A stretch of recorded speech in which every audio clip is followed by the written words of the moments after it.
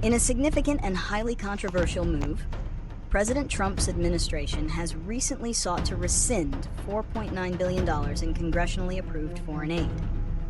The action, which targets funding for the State Department and the now largely dismantled U.S. Agency for International Development, USAID, has bypassed the standard legislative process. This maneuver, known as a pocket rescission, is a rarely used budgetary tool that exploits a timing loophole in the 1974 Impoundment Control Act to prevent Congress from acting on the request before the fiscal year ends.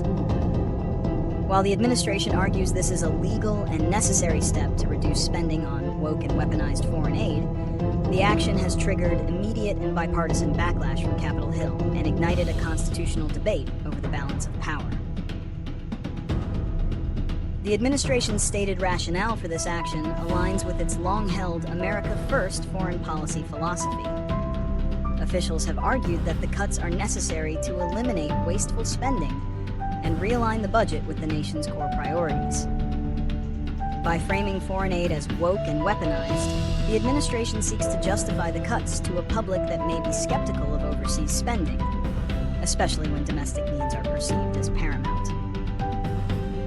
The dismantling of USAID, a central pillar of U.S. humanitarian and development efforts for decades, and the appeal to the Supreme Court to freeze other foreign aid programs underscore a consistent and deliberate strategy to reduce the country's global footprint and financial commitments. The pocket rescission is the latest and most aggressive tactic in this broader pattern, designed to achieve the administration's goals without the need for a legislative compromise. The consequences of this move are multi-layered and severe, extending beyond domestic politics to global stability. The most immediate fallout is a constitutional crisis.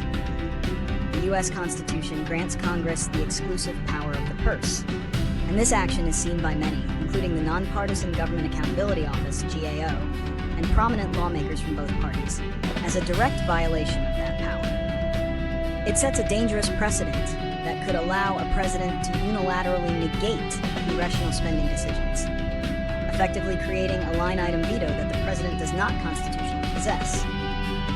Politically, the move has drawn sharp criticism from figures like Republican Senator Susan Collins and Democratic Senate Leader Chuck Schumer, who have called the action illegal and absurd, respectively. It also significantly complicates ongoing government funding negotiations, raising the risk of a painful and unnecessary shutdown. Globally, the consequences are dire. The rescinded funds support critical programs for international development, humanitarian relief, and peacekeeping. In countries facing conflict, famine, or health crises, these cuts can have a devastating impact. Reports from organizations like Amnesty International and Oxfam have already documented the on-the-ground effects of previous aid reductions, including the suspension of essential health care, food, and education services. For example, in Sudan, American-funded soup kitchens have closed in a country where millions are at risk of famine. In places like Kenya and Côte d'Ivoire, healthcare workers have been terminated, threatening progress against diseases like HIV.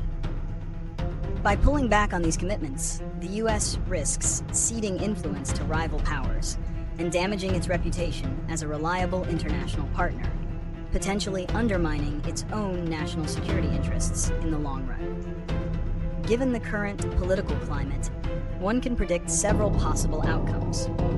It is highly probable that the legal battle will escalate to the Supreme Court, which will have to rule on the legality of the pocket rescission. A court ruling against the administration would reassert the constitutional power of Congress, but it would not undo the immediate damage from the lost funds. Concurrently, the standoff with Congress will likely intensify as lawmakers try to pass a full-year appropriations bill. Democrats have already warned that they will not be party to a deal that allows the administration to unilaterally dismantle spending, increasing the likelihood of a government shutdown. The long-term prediction is that this maneuver, regardless of its legal fate, could become a new confrontational tool in the executive branch's arsenal, forcing Congress to adapt its legislative calendar to prevent similar future actions. To address this crisis, several solutions are possible, though none are simple. First, Congress must hold firm in its constitutional role and reject the administration's premise that it can bypass the legislature.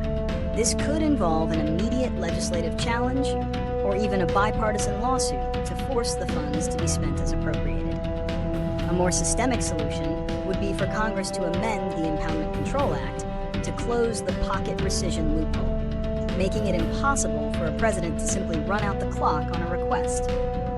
Finally, a bipartisan compromise on foreign aid policy, one that reevaluates spending priorities while maintaining a commitment to international stability and humanitarian values, could help de-escalate the situation and re-establish a more cooperative and functional budget process between the two branches of government.